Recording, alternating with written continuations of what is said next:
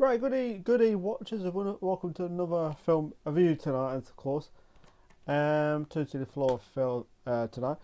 Review tonight. Oh, yeah. And today, I don't know why I just did that for, no idea. I think I'm getting a bit looper. Today I've been watching a film called Abattoir.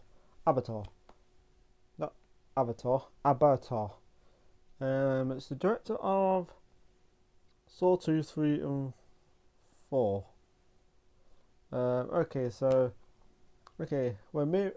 Metro Daily reporter Julia Talbot's sister and nephew are brutally murdered in the suburban, actually it's quite very attractive woman to, home, real estate, crime and family tumble together under the weight of an unmanageable mystery. Joined by Detective Declan Grady and played by nightmares of her sister, Julia picks up the trail deep in the dark woods of New England to a haunted house constructed by a man named Jebediah Croon. Jebediah? A house created from the rooms of the deceased. We learn that the Crone's creation isn't just a haunted house, but a door to something more evil than we could ever imagine. Okay, so when watching this, yeah. I mean, the report the woman did is very attractive in it. She's great. Really solid actress actually. So yeah, what happens in the film? Right, her sister gets, her husband and their kid gets killed, one night, and this is a very strange part in the movie because in the film, right, the part in the film when the night when they get killed, right, the husband goes outside, she's with her sister talking, but then you see some guy walk into the house, and then it goes back onto the sisters talking, her and her sister talking, and then the husband comes back in, and then you see this guy going up the stairs, this creepy dude, I don't know, it's weird, and then they get slaughtered in the house, of course. It's pretty nasty, of course, hearing the screams and stuff. But yeah, it's a really interesting movie. I really did enjoy it, but I'll get to something really annoying, like last part of the film, where I was like, what the... I won't explain everything, there'll be no spoilers in this, because there's not really much to spoil, really. It's just a supernatural mirror. I wouldn't say there's a kind of twist in this film, not much. But I enjoyed it, but the last part kind of annoyed me a little bit. Last bit, so I'll get to that in a bit. So yeah, what happens is that they get murdered, right? Of course, she has to do an investigation. They travel to New English, right? And of course, she runs into this cop who's acting a bit, he's acting a bit, acting a bit strange, And some of the other people in the town are acting very odd, very strange.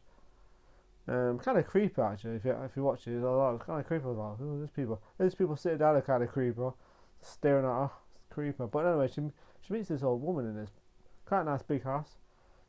Of course, there's a twist who she is. Of course, he turned up. Of course, no, that's right. They find this old video, this old tape with the guy in it, Crone in it. He's like a religious nutter, complete nutter. They kind of like worship this guy. Thinks he's a god or something. Of course, there's a twist who he is. Turns out he died quite a few times, and he's brought something back. Wherever he's been, hell or whatever. This film is really interesting. Of course, in the film, what happens is though, that when there's a murder, the crime scene is like taken, like the parts that say if like someone's murdered on a bed, that bed will be taken or whatever. Or whatever, anything or the whole room itself. It's like it's weird. It's like a supernatural mover. It is very creepy. And the last part was pretty awesome. The special effects in it. Some really good effects in this film, actually.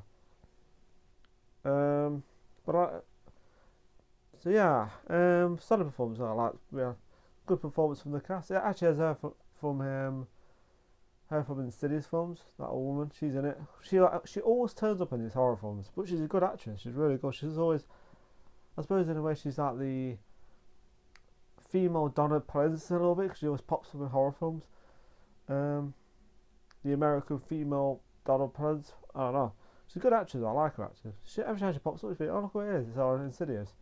One of those movies that you've got to watch to understand. It's like instead of trying to explain, you've got to watch to understand. You know. So yeah.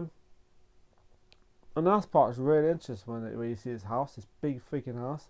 She wakes up in like, then what happens is that?